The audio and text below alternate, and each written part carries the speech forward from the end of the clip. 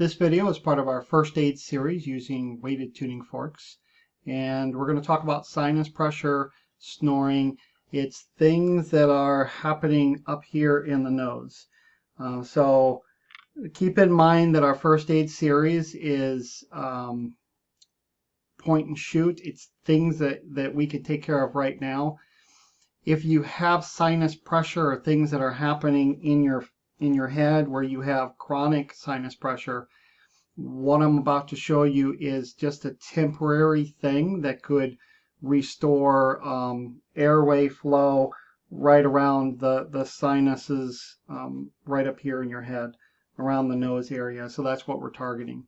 If you have sinus pressure, a lot of it, and it's chronic and things like that, we do have preventative techniques and we have greater techniques, and I'll talk about our VFRT after this. This is not a replacement for those VFRT techniques. It is quick techniques. It's first aid. It's things that you could do for somebody that may have a stuffed up nose or runny nose, even your own children that just can't breathe because they have a cold, and we just need to get some movement here of airway. This can help for snoring. So if you have a person that snores quite often, that might help for that first night, or it might be something that you do that replaces your strips, like breathe right strips that you put across here. You should not have a hard area here, and you'll start to notice that if you think about what's happening on the outside of your skull, we usually think of our sinuses as on the inside. But what happens on the outside as well, you start to have all this fluid that fills up here. Again, this would be something that we would take care of all this fluid, and we would start to reduce the fluid in our head and our neck as part of our VFRT technique, which is something that we have paid training for. But here in this first aid series, I can show you something that's more of a point and shoot, or hey, put it here and do this. So this is what I'm going to show you. We're using a weighted tuning fork in this case. This is a 128 hertz weighted tuning fork. You can see the weights down on this end. So this is a tuning fork you would hold and press against the body. We have our stem here that has nothing added to it. Actually, it's a standard stem length. They have some extended lengths, stems as well. And if that's the tuning fork you have, then you would use that one. This is the one that I would prefer to use. Then some tuning forks have what's called an attachment on the end of it, just like this tuning fork here has a 125 millimeter attachment. It's a clear quartz crystal on the end of it. The reason I wouldn't use that in this method, and there's actually a couple other ones here. This is a 15 millimeter, it's just a smaller diameter attachment, another clear quartz crystal. And then there's actually a 6 millimeter. And the things that I'm about to tell you about holding this against your skin, you might get a little bit of tugging or pinching on the unweighted. We call this a barefoot. There's no attachment on the end of this. There's actually a little hole in this particular, the end of this one. It was part of the manufacturing process. That little divot or hole, when you start to press up against the really sensitive skin that you have here, it's going to hurt a little bit. I wouldn't recommend using attachments for this one, even the 6 millimeter attachment, because what it does, first of all, is it adds a weight onto the end of this. And we usually think that 128 hertz or cycles per second is what's traveling down these tines here into the bottom of the stem, because of the weights here, and the tines are moving at 128 times per second. They're cycling back and forth. That's the frequency that's the end of this fork, but we have to consider this is a bar of metal, and because there's weights moving down here, there's a flexing happening down on this end, and it happens in multiple directions. And when you start to put things on the end of this, on this end, we start to balance out the weight across here. Without this, there's an unbalanced weight, which really makes this end flex quite a bit. There's where we get the movement on the end of our tuning fork. It's not just 128 cycles per second from the tines, but there's all kinds of flexing going on, just as we would have with any bar of metal. So I would recommend having an unweighted tuning fork like this, or barefoot, sorry, a weighted tuning fork with a barefoot end with no attachment on the end of it. So what you're going to do here as far as your first aid is you're going to find where your nostril comes in, that crease where your nostril is at. If you take right there at the where your nostril transitions into your face, there's a little divot right there. There's a hard spot. If you were to press up in the upper direction, there's a hard spot there. So it's right where your nostril is at. And you would strike the tuning fork.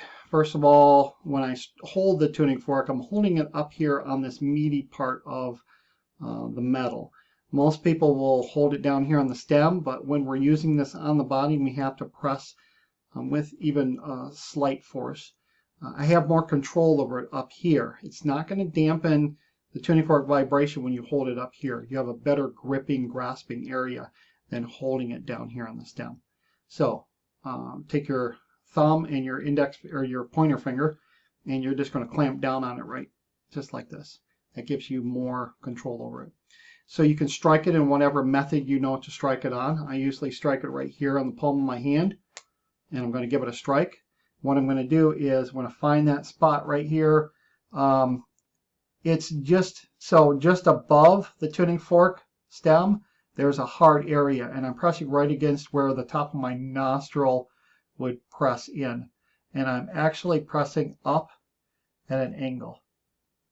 Okay, so notice the angle of the tuning fork right here. I'm pressing inwards, right at the base there where my nose transitions into my face, and I have a slight upward angle. It's probably going to be a little bit of pinching with that little divot. I'm going to do this a couple times. A little bit of an angle, press in, and press up a little bit. Get that upward angle. If I need to, I can press or hold my fingers on the other side so that I sound really funny. So I get a little bit of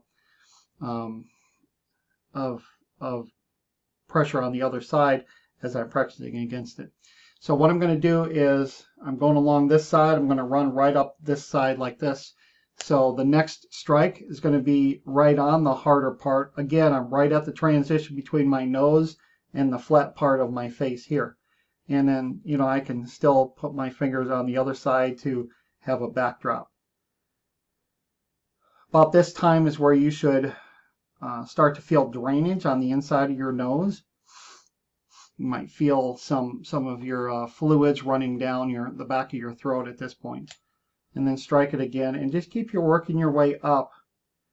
Now this hard area that I'm working on right here, that hard area shouldn't be that hard. You'll start to get it loosened up a little bit. I have a lot of sinus pressure problems all the time, and it's reoccurring because it's the things that I eat and the things that I breathe in all the time. It's always constantly happening, and I'm not in that great of health. You should not have this pulling of the skin right here. Someone who has a lot of sinus pressure build up, this area of your skin right here should actually be a nice smooth transition this way. And people who have sinus problems, you can tell just by looking at them that especially when this starts to fill up in this area here, it starts to pull against your skin. You'll see that where it's really tight along here.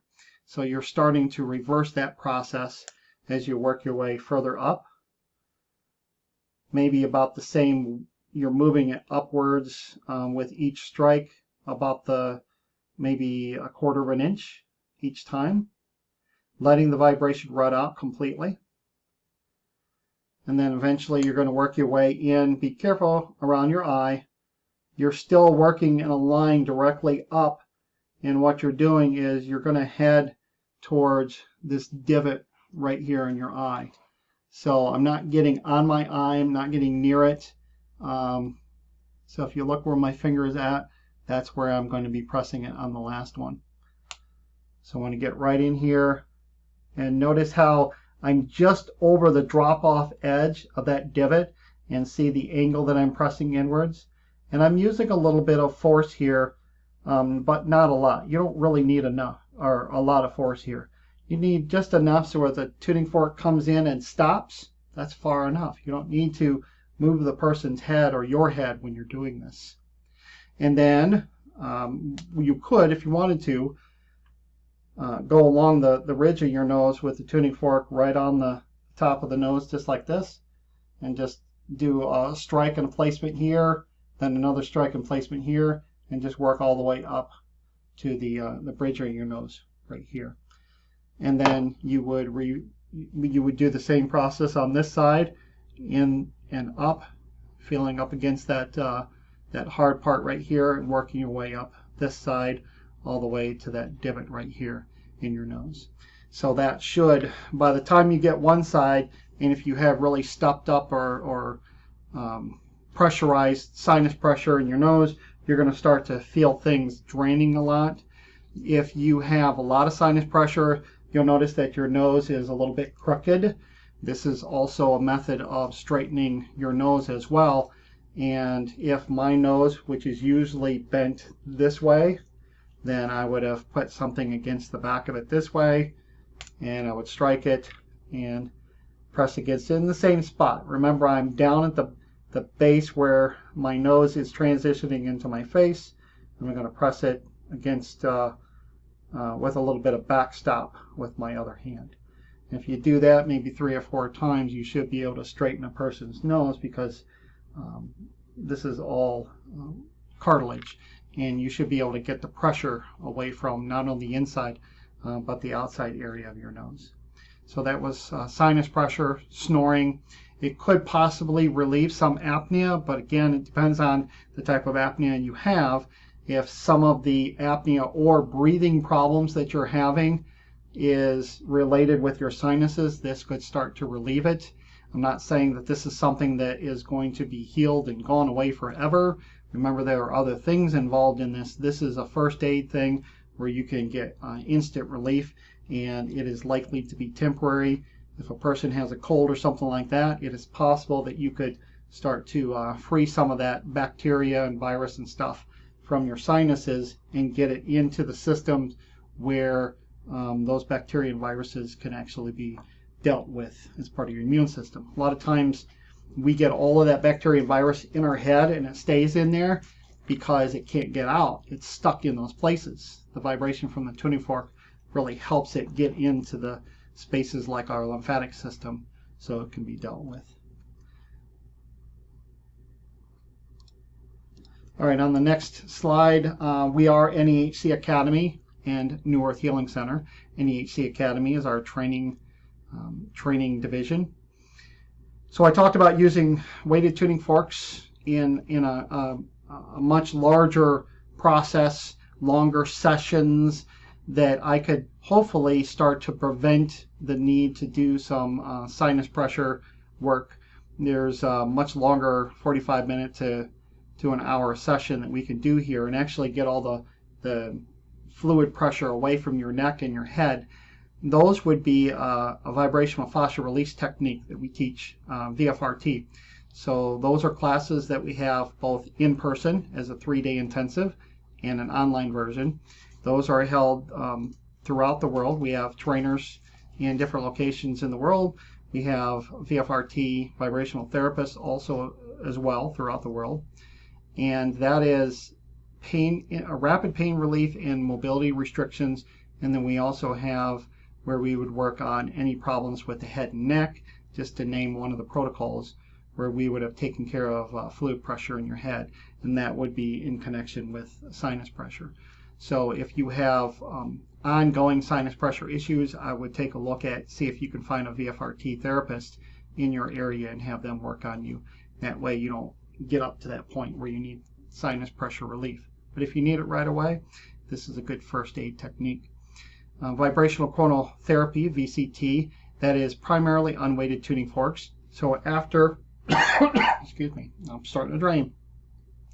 After you relieve the pain and pressure and fluid pressure and mobility restrictions, then you have to consider the way that your body times itself, synchronization, recalibration, tuning, those sorts of things. We use unweighted tuning fork sets here. And this is actually free training available to you on our website at necacademy.com. So if you'd like to learn a little more about that, you can go to our website and actually look through our videos on our unweighted tuning forks. And we also have a Facebook group. So if you do a search for NEC Academy in Facebook and join our group and learn more about first aid series and having your sinus pressure or your sinuses start to drain like they are for me. And come and join us in our Facebook group and on our website.